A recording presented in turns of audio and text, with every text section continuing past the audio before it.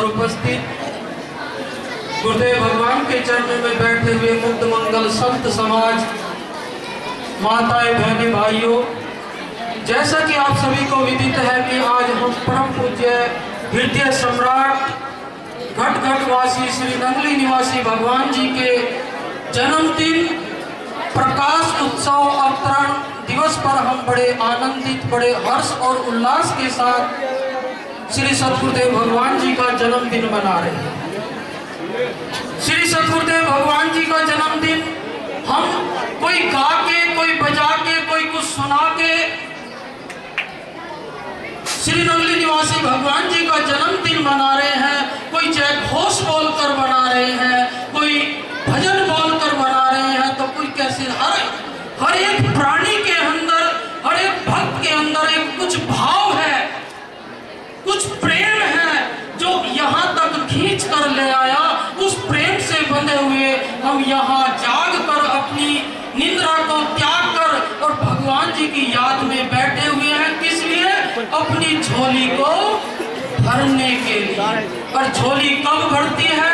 आप लोगों को सभी को पता है, जब आप पहली झोली खाली कर दोगे तो तब दूसरी झोली में कुछ आ जाएगा।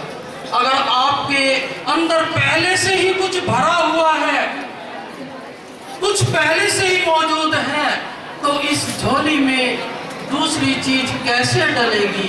अगर आपको कुछ पाना है तो गुरु महाराज के इतने दीवाने हो जाओ, इतने मस्ताने हो जाओ, इतनी लगन दिल के अंदर लगा लो कि हर समय गुरु महाराज का ही चिंतन मन के अंदर चलता रहे, तो तभी इसके अंदर कुछ मिल सकता है, कुछ पा सकते हैं। क्योंकि हम इतनी बड़ी हस्ती के आज दीवाने हैं जिनकी लीलाएं जब श्री गुरु महाराज जी साकार रूप में विराजमान थे, उनकी कदम कदम पे नई नई लीलाएं हमारे बुजुर्गों ने देखी और हम लोगों को, इन संतों को सुनाई और इन संतों ने आप तक पहुंचाई।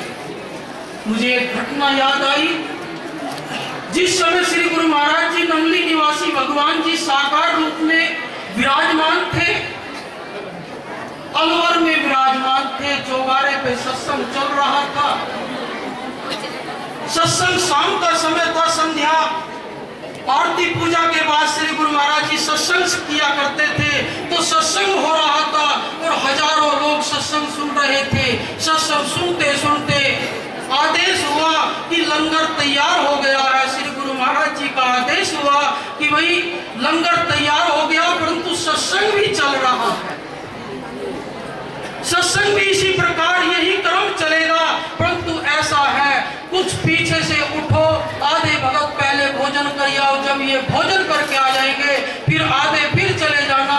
इस क्रम से भोजन करते रहो, प्रसाद पाते रहो और सत्संग भी चलता रहेगा, उधर लंगर भी चलता रहेगा। इस प्रकार क्रम चलता रहा और क्रम चलते चलते उधर लंगर की समाप्ति हुई, पर सत्संग की समाप्ति नहीं।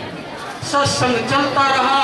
उधर लांगरियों ने क्या वो जो सामान पड़े थे, दाल सब्जी रोटी जो बनी थी, वो सीमित रह गई और सबने भोजन कर लिया। और उसमें इतनी सीमित रहेगी कि 8-10 भगत भोजन कर सकते हैं। उन्होंने देखा भाई इतने बड़े प्रोग्राम में, इतने बड़े लंगर में अगर इतना सामान बचता है तो इसको बचा हुआ नहीं कहते। उन्होंने वो सामान इकट्ठा किया और बर्तन भांडे साफ करने शुरू कर दिए। जैसे ही शुरू किए तैसे ही 8-10 गड्डी आ गई।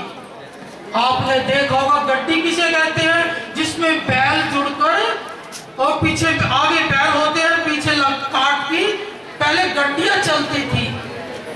तो 8-10 गड्डी आ गई, उसमें 70-75 लोग एकदम अचानक आश्रम में पहुंचे। रात के 9 बजे गुरु महाराज जी बैठे हुए प्रोग्राम सत्संग दे रहे थे, तो देखा कितने भगत आए हैं। आकर सब माथा टेक कर बैठने लगे।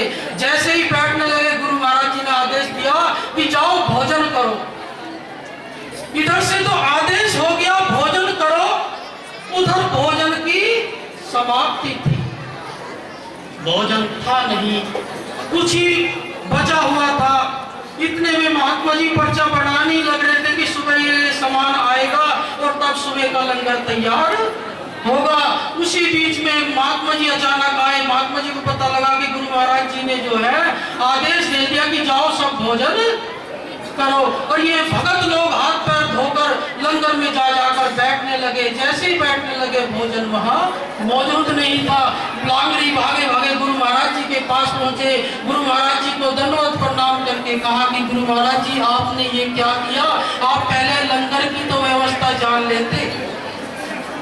ये भगत जो आए हैं इतनी दूर से चल के आए हैं, इनको भूख भी लगी हुई है, परंतु पहले लंगर की व्यवस्था के बारे में जानते कि वहां क्या है।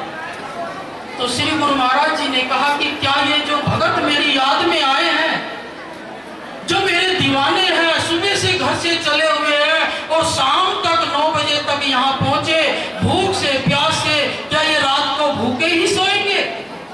महात्मा जी हाथ जोड़कर खड़े हो गए। गुरु महाराज जी आपकी मौज है, आप जानी जान है, आप जैसा चाहोगे वैसा होगा, परंतु आदेश ये करो कि हम करें तो क्या करें।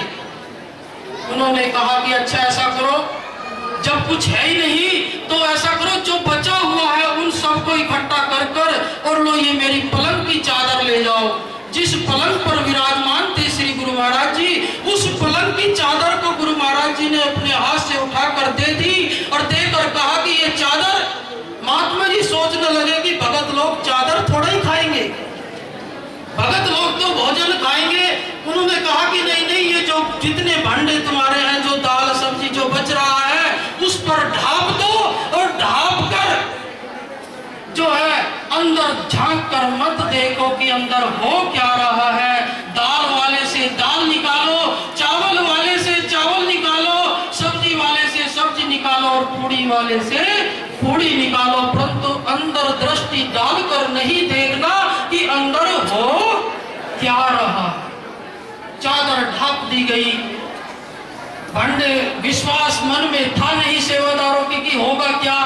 भगत लोग हाथ धो धोकर पंगत में बैठ गए। थाली चम्मच कटोरी उनको पूर दी गई, पानी डाल दिया गया, परंतु मालिक की मौज देखिए, मालिक की कृपा देखिए, उनकी दया और दृष्टि देखिए, उनकी रिद्धि सिद्धि कैसे कार्य करती है उनके दरबार के अंदर। तो अब क्या हुआ, जैसे ही सब्जी वाले में सब्जी का चमचा डाला तो उसके अंदर से गरम गरम सब्जी निकल के आ रही है।